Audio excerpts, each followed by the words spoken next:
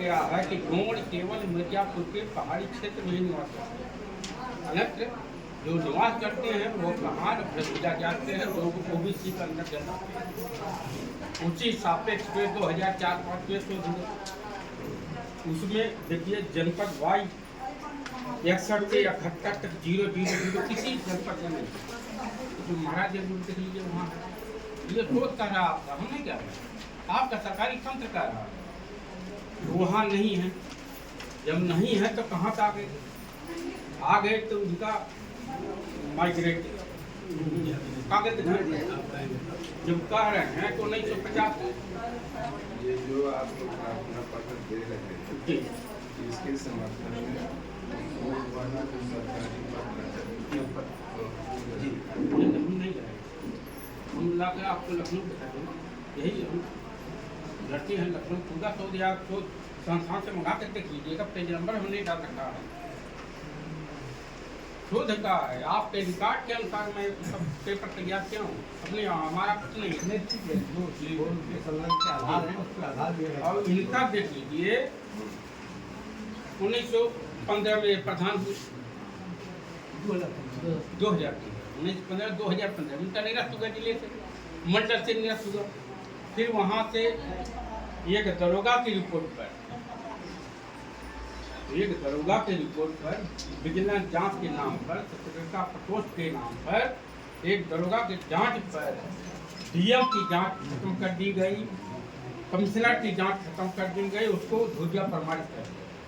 जब यहाँ के 4 तहसीलदार 2012 में लिख कर दे रहे हैं कि यहाँ गोंड नहीं पाए जाते, यहाँ जो गोंड है कहाँ पाए जाते हैं, तो गोंड कहाँ से आ गए? जब गोंड नहीं है तो धुरिया कहाँ से आ गए, उनकी उपजात कहाँ से आ गई?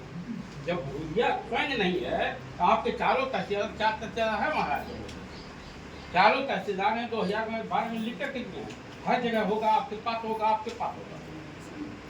कि यहाँ नहीं है गोंड, अनुसूचित जनजाति नहीं है। जो गोंड है वो कहाँ जाते हैं, जो ओबीसी के अंतर्गत आते हैं, तो ये कहाँ से हो गई?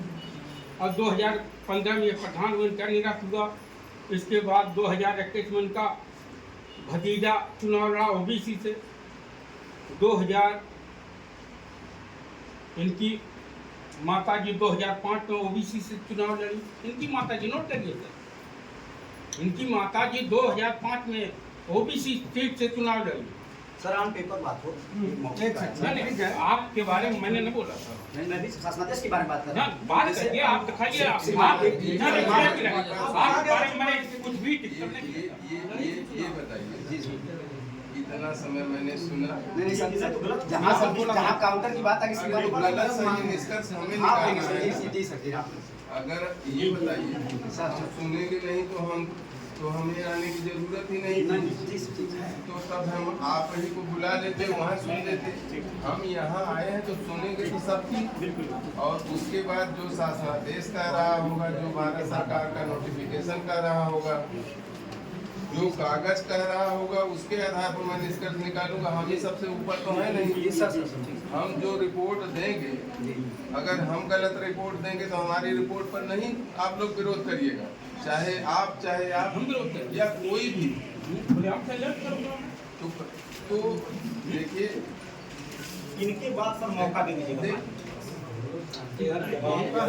भाई आप जी सर धैर्य रखिए। 2004-5 के शोध में लिखा है कि जो इनकी गोंड की जब संख्या दर्शाई गई आपको शोध संख्या वो कहाँ के उस समूह की आपसे सब दिखाऊंगा, सब ला करके मिलूंगा, दिखाऊंगा, सारे डॉक्यूमेंट दूंगा। और यहाँ देखिए जो इनका जो बताया गया है, जो बताया जा रहा है कि तीनों फायदा लेंगे, कहीं ओबीसी, कहीं एससी, कहीं एसटी, ये कहाँ का न्याय है बताइए? अब तक ये गोंड नहीं थे। जब शासनादेश 2002 में हुआ, राजपत्र जो दिखा रहे थे राजपत्र, हमने तो नहीं बोला 2002 में राजपत्र हुआ तो गोंड के लिए हुआ।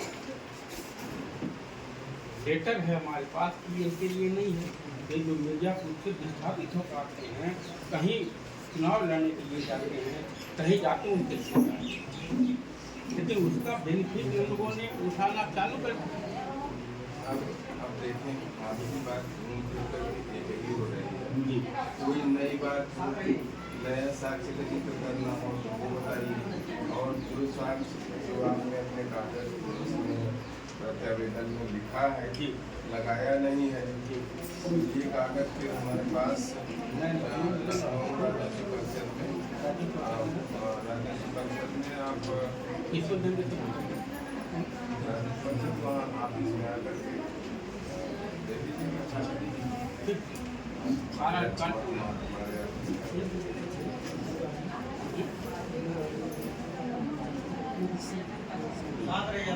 इस समय और कोई चीज दिखाना है। देखिए एक चीज और कहना चाह रहे हैं। हम सोचे थे कि बयान लेने की जरूरत पड़ेगी, लेकिन चूंकि आप लोग कागज ही दे रहे हैं तो फिर बयान के कोई मतलब नहीं है।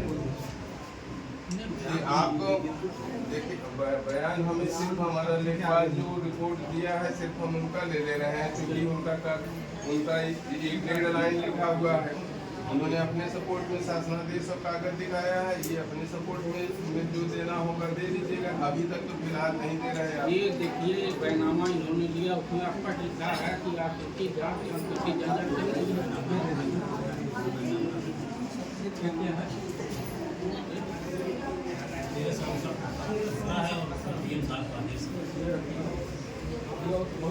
इसको साफ ये तो मैं पढ़ने लायक तो है नहीं।